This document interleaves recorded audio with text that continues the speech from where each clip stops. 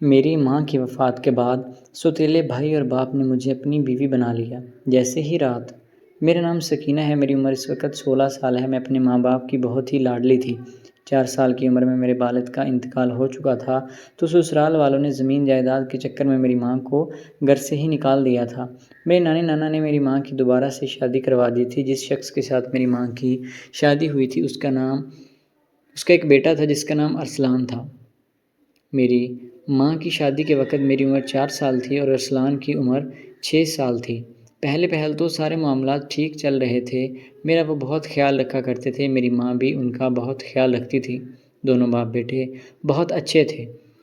میرا باپ اپنے بیٹے سے پہلے میری خواہش پوری کیا کرتا تھا، میں جو بھی کوئی چیز مانگتی تو لا کر مجھے لازمی دیتے تھے۔ میں بہت خوش تھی، میری ماں بھی بہت خوش تھی، کیونکہ میرے باپ نے یہ کہا تھا کہ یہ میری اپنی بیٹی ہے، میں اس کو اور ارسلان میں کوئی فرق نہیں سمجھتا۔ تو اس طرح کچھ سال یوں ہی معاملہ چلتا رہا، زندگی بڑی ہنسی خوشی گزر رہی تھی۔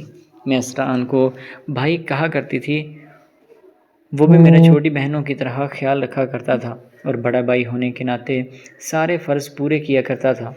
وہ کہتے ہیں نا کہ قسمت میں جو ہونا ہوتا ہے اسے کون بدل سکتا ہے، تو میرے ساتھ بھی کچھ یوں ہی ہوا تھا کہ جب میں 14 برس کی ہوئی تھی تو میرے ماں کا انتقال ہو چکا تھا۔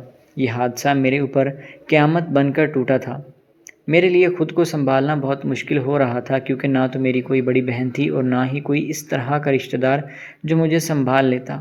بھائی اور باپ تھے، وہ بھی سوتیلے تھے، تو میرے لیے کوئی بھی ٹھکانہ نہیں تھا۔ میری نانی نانا کا انتقال ہو چکا تھا، ماموں میرا کوئی تھا نہیں، اس لیے اب میں بہت اکیلی ہو گئی تھی۔ میرا کوئی ٹھکانہ نہیں تھا، مجھے سمجھ میں نہیں آ رہا تھا کہ میں زندہ کیوں ہوں۔ میں بس ایک ہی چیز کی دعا کرتی تھی کہ میں اپنی ماں کے پاس چلی جاؤں، لیکن منہ مانگے تو موت بھی نہیں آتی۔ اس لیے میں نے خود کو سنبھالا اور اپنے آپ کو سمجھایا کہ جو ہونا تھا وہ تو ہو گیا، اب آگے کیا کرنا ہے۔ میں نے خود کو سنبھالا اور وہیں پر رہنا شروع کر دیا تھا۔ ابھی میری ماں کو فوت ہوئے 3 مہینے ہی گزرے تھے کہ میرے سوتیلے بھائی اور باپ کے تیور بدلنے لگے۔ وہ مجھے یہ نہیں سمجھتے تھے کہ میں بھی اسی گھر میں ہی رہتی ہوں، میں بھی ایک انسان ہوں۔ ہر وقت مجھ پر تانے مارتے رہتے، میرے اوپر الزامات لگانے لگے۔ مجھے سمجھ میں نہیں آ رہا تھا کہ قسمت میں ایسا میرے لیے کیا لکھا ہے کہ جس کی وجہ سے میرے ساتھ یہ سب کچھ ہو رہا ہے۔ میں بہت پریشان رہنے لگی تھی۔ میرے بھائی کے بھی تیور میری طرف دیکھ کر بدلنے لگے تھے۔ وہ 16 سال کا تھا اور جوانی پکڑ رہا تھا۔ اسے یہ فرق نہیں پتا تھا کہ میں اس کی بہن ہوں۔ وہ مجھے اپنی محبوبہ سمجھنے لگا تھا، اس لیے میری طرف دیکھنے کا انداز بالکل ویسا ہی تھا۔ اور میرا باپ، جسے عورت کی شدید کمی محسوس ہو رہی تھی، وہ بھی ہر وقت مجھے بہت غصے میں دیکھتا تھا، اس لیے میں اور بھی زیادہ پریشان رہنے لگی تھی اور میرے دماغی اذیت بڑھ رہی تھی۔ مجھے اپنا بھی خیال نہیں رہتا تھا کہ میں کیا کر رہی ہوں اور آگے مجھے کیا کرنا ہے۔ میں بس ایک ہی چیز محسوس کر رہی تھی کہ میرے ساتھ کیا ہونے والا ہے، کیونکہ مجھے ہر وقت اپنی عزت کا خیال ہوتا تھا کہ اگر ان لوگوں نے میرے ساتھ کچھ ایسا ویسا کر دیا تو میرے اوپر تو کوئی یقین بھی نہیں کرے گا، اور ان لوگوں کا کوئی بھروسہ نہیں ہے، کیونکہ یہ نہ تو میرے سگے بھائی تھے اور نہ ہی میرا سگا باپ۔ اس لیے میری پریشانی میں اور اذیت میں دن بدن اضافہ ہونے لگا تھا۔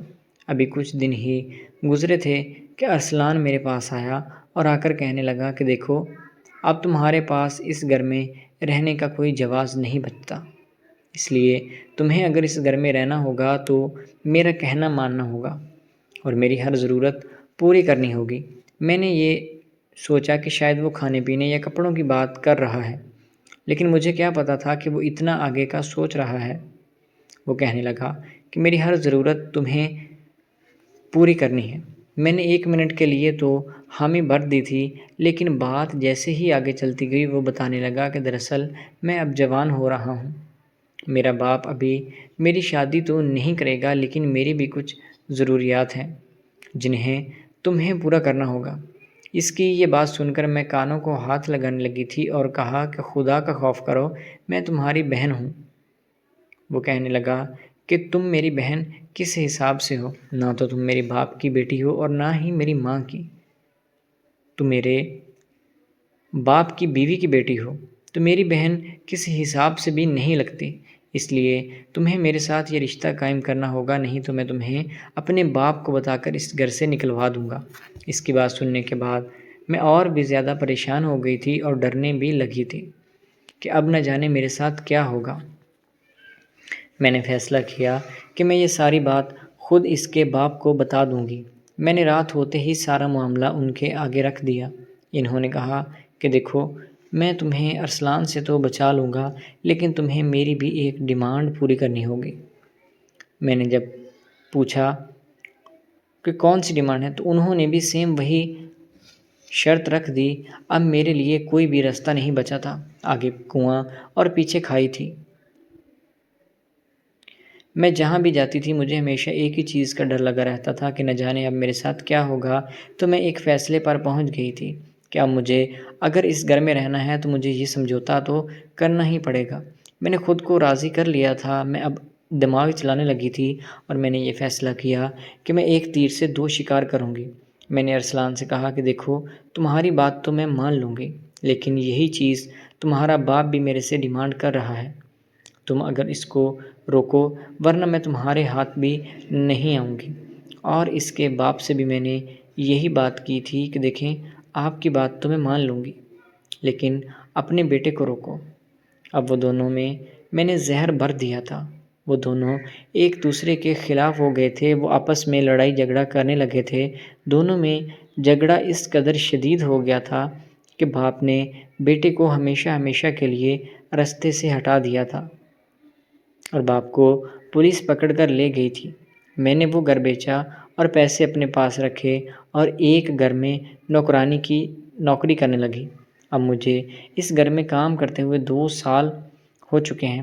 پیسے میرے پاس محفوظ ہیں تاکہ کل کو اگر مجھے اپنا گھر لینا پڑتا ہے تو میں ان پیسوں کو استعمال کر سکوں۔ تو دوستو، امید ہے کہ آپ کو آج کی ویڈیو اچھی لگی ہوگی۔ اگر ویڈیو پسند آئی تو ہمارے چینل کو سبسکرائب کریں۔ ملتے ہیں اگلی ویڈیو میں، تب تک کے لیے اللہ حافظ۔